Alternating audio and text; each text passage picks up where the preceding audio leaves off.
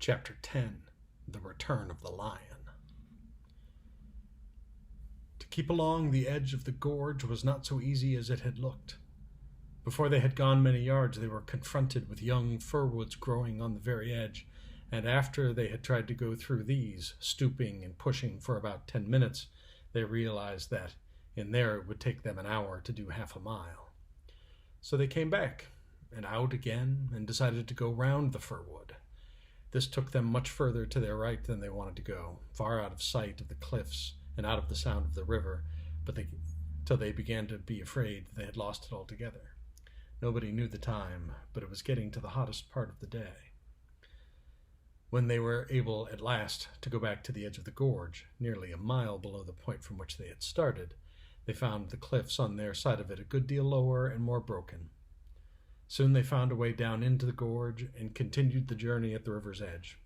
But first they had a rest and a long drink. No one was talking any more about breakfast or even dinner with Caspian. They may have been wise to stick to the rush instead of going along the top. It kept them sure of their direction, and ever since the fir wood, they had all been afraid of being forced to go too far off their course and of losing themselves in the wood. It was an old and pathless forest, and you could not keep anything like a straight course in it. Patches of hopeless brambles, fallen trees, boggy places, and dense undergrowth would always be getting in your way. But the Gorge of the Rush was not at all a nice place for traveling either. I mean, it was not a nice place for people in a hurry. If an afternoon's ramble ending in a picnic tea, it would have been delightful. It had everything you could want on an occasion of that sort. Rumbling waterfalls, silver cascades, deep amber-colored pools, mossy rocks, and deep moss on the banks in which you could sink in over your ankles, every kind of fern, jewel-like dragonflies, sometimes a hawk overhead, and once, Peter and Trumpkin both thought, an eagle. But of course what the children and the dwarf wanted to see as soon as possible was the great river below them, and Baruna, and the way to Aslan's How. As they went on, the rush began to fall more and more steeply. Their journey became more and more of a climb and less of a walk. In places, even a dangerous climb over slippery rock with a nasty drop into the dark chasms and the river roaring angrily at the bottom. You may be sure they watched the cliffs on their left eagerly for any sign of a break or any place where they could climb them. But those cliffs remained cruel. It was maddening, because everyone knew that if once they were out of the gorge, on that side they would have only a smooth slope and a fairly short walk to Caspian's headquarters. The boys and the dwarf were now in favor of lighting a fire and cooking their bear meat. Susan didn't want this. She only wanted, as she said, to get on and finish it and get out of these beastly woods. Lucy was far too tired and miserable to have any opinion about anything. But as there was no dry wood to be had, it mattered very little what anyone thought. The boys began to wonder if raw meat was really as nasty as they had always been told. Trumpkin assured them it was.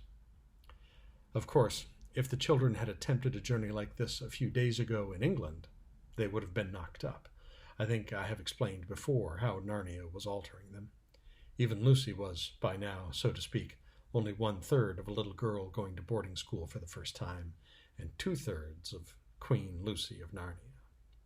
"At last," said Susan. "Oh, hooray," said Peter. The river gorge had just made a bend, and the whole view spread out beneath them. They could see open country stretching before them to the horizon, and between it and them the broad sliver ribbon of the great river.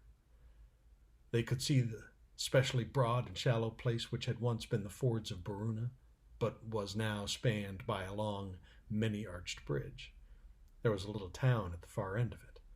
"By Jove," said Edmund, "we fought the Battle of Baruna just where that town is." This cheered the boys more than anything. You can't help feeling stronger when you look at a place where you won a glorious victory, not to mention a kingdom hundreds of years ago.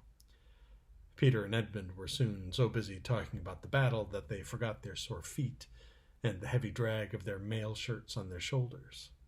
The dwarf was interested too. They were all getting on at a quicker pace now. The going became easier. Though there were still sheer cliffs on their left, the ground was becoming lower on their right. Soon it was no longer a gorge at all, only a valley. There were no more waterfalls, and presently they were in fairly thick woods again. Then, all at once, whiz, and a sound rather like the stroke of a woodpecker. The children were still wondering where, ages ago, they had heard a sound just like that, and why they disliked it so, when Trumpkin shouted, "Down!" at the same moment forcing Lucy, who happened to be next to him, flat down into the bracken. Peter, who had been looking up to see if he could spot a squirrel, had seen what it was. A long, cruel arrow had sunk into a tree trunk just above his head. As he pulled Susan down and dropped himself, another came rasping over his shoulder and struck the ground at his side. "Quick, quick, get back! Crawl!" panted Trumpkin.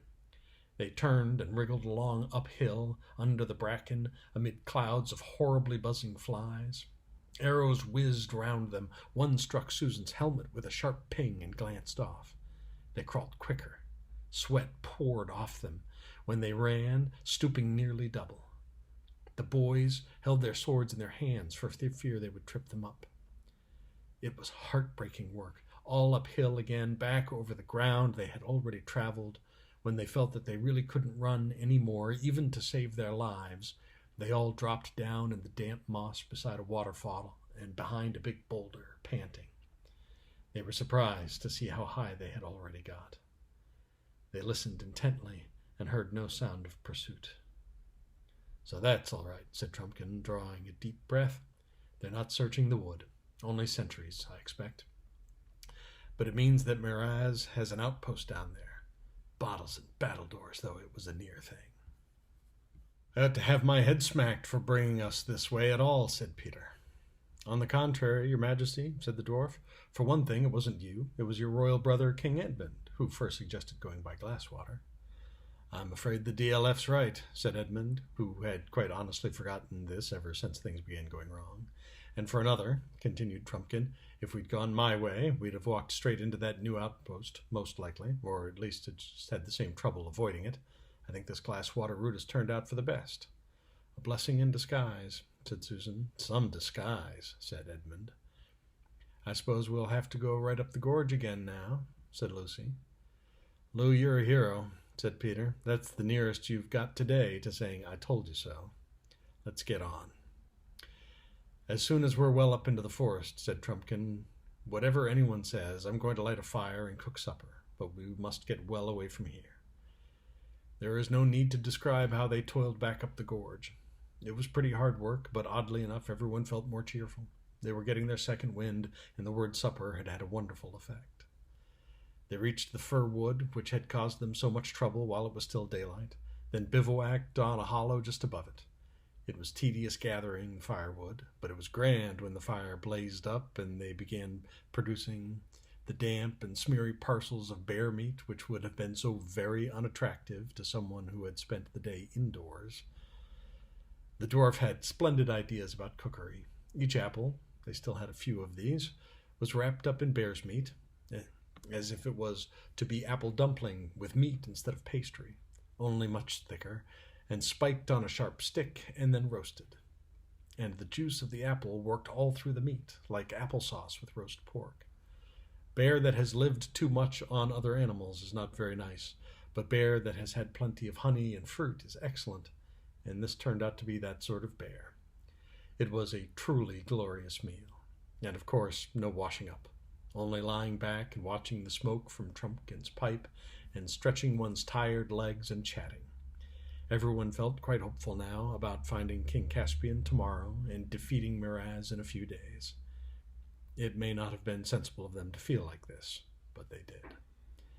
They dropped off to sleep one by one, but all pretty quickly. Lucy woke out of the deepest sleep you can imagine, with the feeling that the voice she liked best in the world had been calling her name. She thought at first it was her father's voice, but that did not seem quite right. Then she thought it was Peter's voice, but that did not seem to fit either. She did not want to get up, not because she was still tired. On the contrary, she was wonderfully rested, and all the aches had gone from her bones, but because she felt so extremely happy and comfortable. She was looking straight up at the Narnian moon, which is larger than ours, and at the starry sky, for the places where they had bivouacked was comparatively open. "Lucy," came the call again, neither her father's voice nor Peter's. She sat up, trembling with excitement, but not with fear. The moon was so bright that the whole forest landscape around her was almost as clear as day, though it looked wilder. Behind her was the fir wood, away to her right the jagged cliff tops on the far side of the gorge, straight ahead open grass to where a glade of trees began, about a bow shot away. Lucy looked very hard at the trees of that glade. "Why, I do believe they're moving," she said to herself. "They're walking about."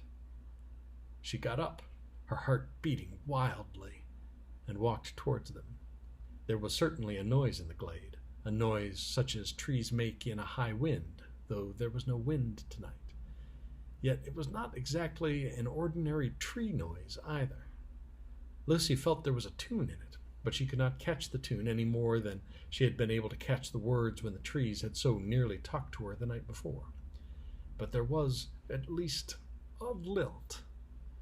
She felt her own feet wanting to dance as she got nearer, and now there was no doubt that the trees were really moving in and out through one another as if in a complicated country dance. And I suppose, thought Lucy, when trees dance, it must be a very, very country dance indeed. She was almost among them now.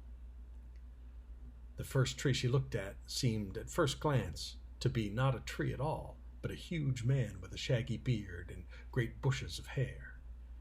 She was not frightened. She had seen such things before. But when she looked again, he was only a tree, though he was still moving. You couldn't see whether he had feet or roots, of course, because when trees move, they don't walk on the surface of the earth. They wade in it, as we do in water. The same thing happened with every tree she looked at. At one moment they seemed to be the friendly, lovely giant and giantess forms which the tree people put on when some good magic has called them into full life. Next moment they all looked like trees again. But when they looked like trees, it was like strangely human trees, and when they looked like people, it was like strangely branchy and leafy people. And all the time that queer, lilting, rustling, cool, merry noise. "They're almost awake." "Not quite," said Lucy. She knew she herself was wide awake, wider than anyone usually is. She went fearlessly in among them, dancing herself at. She leaped this way and that to avoid being run into by these huge partners. She was only half interested in them. She wanted to get beyond them to the something else. It was from beyond them the dear voice had called. She soon got through them, half wondering whether she had been using her arms to push branches aside or to take hands in a great chain with big dancers who stooped to reach for her. For they were really a ring of trees around a central open place. She stepped out from among their shifting confusion of lovely lights and shadows. A circle of grass, smooth as a lawn, met her eyes, with dark trees dancing all around it. And then, oh, joy! For he was there, the huge lion, shining white in the moonlight with his huge black shadow underneath him. But for the movement of his tail he might have been a stone lion, but Lucy never thought of that. She never stopped to think whether he was a friendly lion or not. She rushed to him. She felt her heart would burst if she lost a moment. And the next thing she knew was that she was kissing him and putting her arms as far around his neck as she could and burying her face in the beautiful, rich silkiness of his mane. "Aslan, Aslan, dear Aslan," sobbed Lucy. "At last." The great beast rolled over on his side so that Lucy fell, half sitting and half lying between his front paws. He bent forward and just touched her nose with his tongue. His warm breath came all around her. She gazed up into the large, wise face. "Welcome, child," he said. "Aslan," said Lucy, "you're bigger." "That is because you are older, little one," answered he. "Not because you are." "I am not, but every year you grow, you will find me bigger." For a time she was so happy that she did not want to speak, but Aslan spoke. "Lucy," he said, "we must not lie here for long. You have work in hand, and much time has been lost today." "Yes, wasn't it a shame?" said Lucy. "I saw you all right. They wouldn't believe me. They're all so... From somewhere deep inside Aslan's body there came the faintest suggestion of a growl. "I'm sorry," said Lucy, who understood some of his moods. "I didn't mean to start slanging the others. But it wasn't my fault anyway, was it?" The lion looked straight into her eyes. "Oh, Aslan," said Lucy, "you don't mean it was? How could I? I couldn't have left the others and come up to you alone. How could I? Don't look at me like that."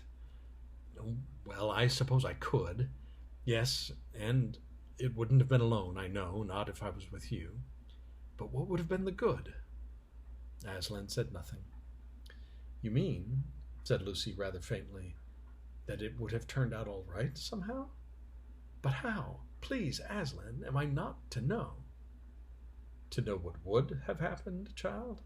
said Aslan. "No, nobody has ever told that." "Oh, dear," said Lucy. "But anyone can find out what will happen," said Aslan. "If you go back to the others now and wake them up and tell them you have seen me again and that you must all get up at once and follow me, what will happen? There is only one way of finding out." "Do you mean that is what you want me to do?" gasped Lucy. "Yes, little one. Will the others see you too?" asked Lucy. "Certainly not at first," said Aslan. "Later on, it depends." "But they won't believe me," said Lucy. "It doesn't matter," said Aslan. Oh, dear, said Lucy. "And I was so pleased at finding you again, and I thought you'd let me stay. And I thought you'd come roaring in and frighten all the enemies away, like last time. And now everything is going to be horrid." "It is hard for you, little one," said Aslan.